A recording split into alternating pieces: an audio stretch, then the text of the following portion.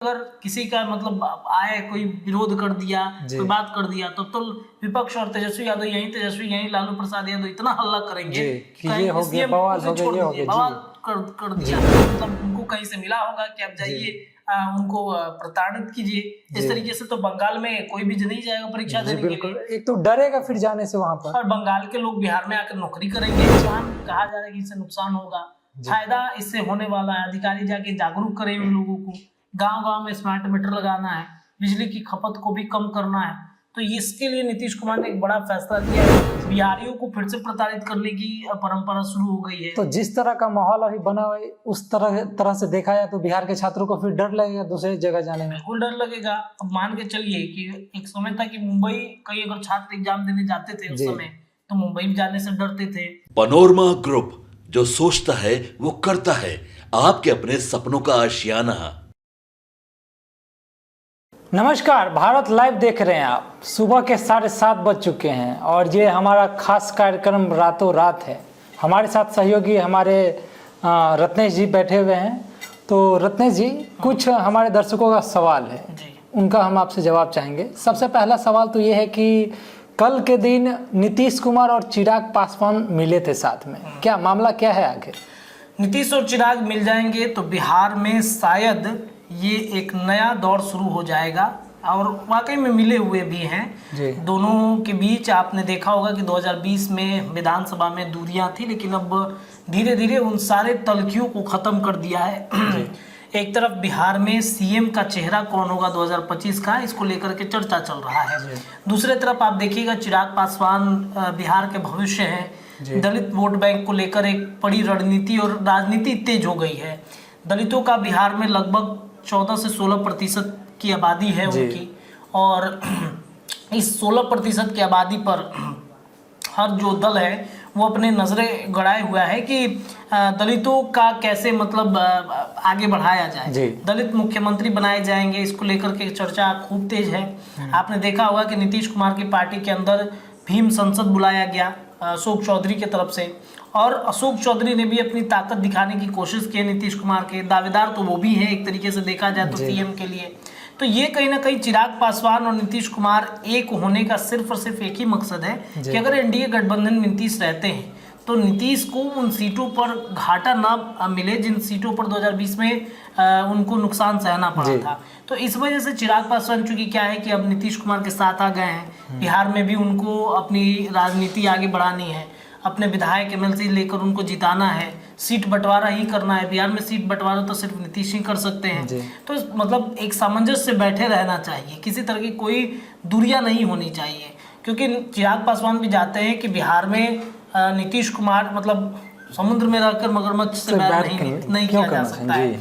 उनसे दोस्ती ही बना के रखने में फायदा है, क्योंकि सीट बंटवारा होगा तो अगर एक को दो सीट कम हो गया तो चिराग के लिए घाटा है। साथ ही साथ बंगाल में एक घटना घटी है छात्रों को लेकर के, इस पर भी चिराग पासवान गए थे, मुलाकात की। एक और मुद्दा स्मार्ट मीटर को लेकर के काफी ज्यादा तेज हो गया है, इस पर भी नीतीश कुमार से वो समीक्षात्मक बैठक करने के लिए गए हुए थे।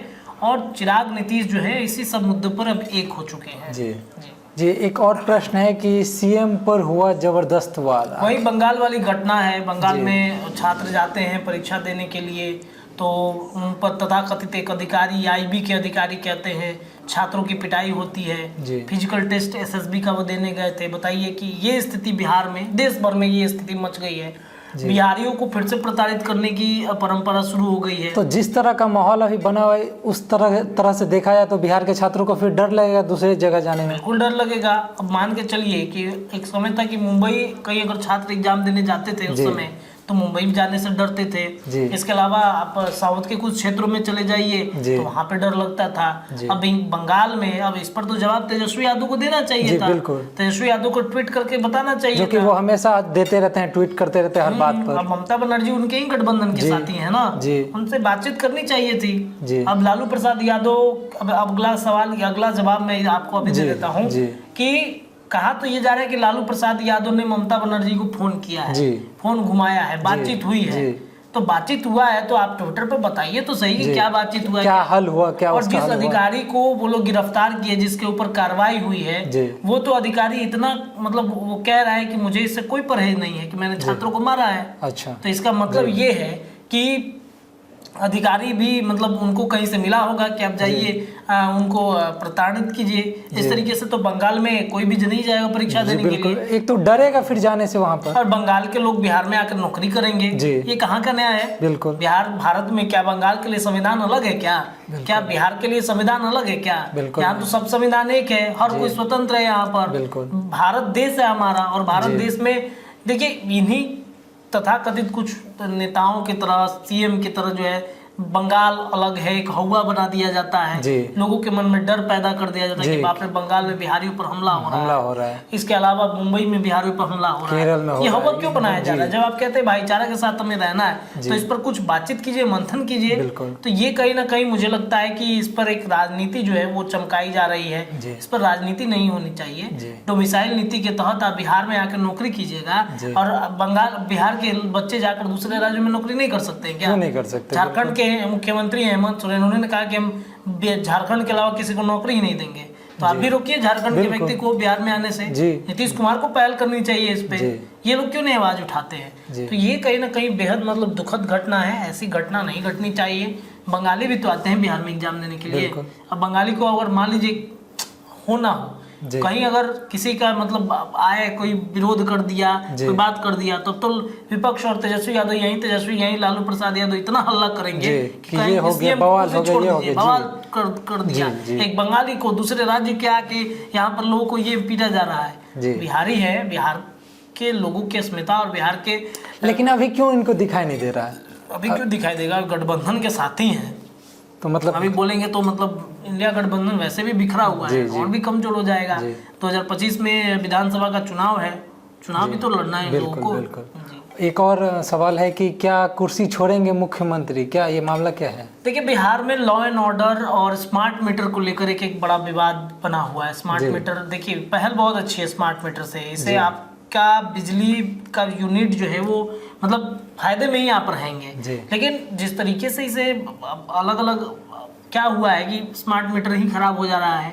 नीतीश कुमार का हर एक पहल, हर एक चीजें बहुत अच्छे से होता है, लेकिन उसको कुछ अधिकारी के द्वारा कुछ मतलब अगर एजेंसी ये लेता है तो उसे गड़बड़ कर दिया जाता है। तो ये कहीं ना कहीं इससे विवाद का एक कारण बन जाता है। और यही एक वजह है कि नीतीश कुमार को लेकर के फिर से एक बार चर्चाएं तेज हो गई है कि उनको कुर्सी छोड़ देना चाहिए, उनको कुर्सी से हट जाना चाहिए। अब उम्र के उस अंतिम पड़ाव पर चले गए हैं जहां पर नीतीश कुमार को अपनी कुर्सी त्याग देनी चाहिए, नए नए चेहरों को अब मौका देना चाहिए। देखिए बिल्कुल सही बात है, नीतीश कुमार को एक गुड रिटायरमेंट बनता है, लेकिन कोई एक ऐसा व्यक्ति तैयार तो हो। चिराग पासवान के नाम की चर्चा तेज हो गई है फिर से, तो ऐसा लग रहा है कि चिराग को हो सकता है कि नीतीश कुर्सी दे दे। लेकिन ये सारी कुछ संभावनाएं और संभावनाओं में भी सही जो है कभी कभी बातें हो जाती हैं, तो हो सकता है कि सही हो जाए। एक और ये मेरा अंतिम प्रश्न है, नीतीश कुमार ऐसा कौन सा बड़ा फैसला लेने वाले हैं? देखिए स्मार्ट मीटर को लेकर के नीतीश कुमार ने एक फैसला लिया है। मैं चाहूँगा कि मैं एक बार उन सभी दर्शकों को बता दूं कि स्मार्ट मीटर को लेकर के नीतीश कुमार ने क्या फैसला लिया है। दर्शकों को बता दें कि स्मार्ट प्रीपेड को लेकर के काफ़ी ज़्यादा चर्चा तेज चल रहा था, विरोध कह रहा था कि विपक्ष कह रहा था कि हम इस पर विरोध करेंगे, लेकिन मुख्यमंत्री ने ऊर्जा विभाग की उच्च स्तरीय समीक्षा बैठक की है और अधिकारियों को सख्त निर्देश दिया है। और इसमें ये निर्देश दिया है कि जो स्मार्ट प्रीपेड मीटर लग रहे हैं उसकी स्थिति अधिकारी खुद जाकर देखे, समझने की कोशिश करें, लोगों को जागरूक करें कि स्मार्ट मीटर से क्या फायदा हो सकता है, क्यों इसे नुकसान कहा जा रहा है कि इससे नुकसान होगा, फायदा इससे होने वाला है। अधिकारी जाके जागरूक करें उन लोगों को। गांव-गांव में स्मार्ट मीटर लगाना है, बिजली की खपत को भी कम करना है। तो इसके लिए नीतीश कुमार ने एक बड़ा फैसला लिया है। ऊर्जा विभाग के मंत्री हैं विजेंद्र यादव, उनको एक टास्क दिया है कि आप अपने अधिकारियों के साथ बैठक कीजिए और ये बताइए कि स्मार्ट मीटर क्यों जरूरी है बिहार में। जी, तो जैसे कि आप सभी दर्शकों ने सुना कि जो भी दर्शक जिनका सवाल था उनका जवाब हमारे सहयोगी ने दिया है। इसी प्रकार का खबर देखने के लिए हमारे साथ बने रहें। तब तक के लिए धन्यवाद। पनोरमा ग्रुप, जो सोचता है वो करता है। अगर ये वीडियो पसंद आई और वह बिहार के राजनीति और बिहारियत से सरोकार रखेनी तो सब्सक्राइब बटन दबा के चैनल के सब्सक्राइब कर ली। ओजे एगो घंटी बा, ओकरा बटन दबा देला से कुल सटीक और मारक खबर रुआ मुफ्त में मिल जाई। अगर रुआ पत्रकारिता के हमनी के नया प्रयोग में सहयोग कर चाहतानी तो ज्वाइन बटन दबा दी। पेटीएम नंबर नोट कर ली 9386 816-700। धन्यवाद।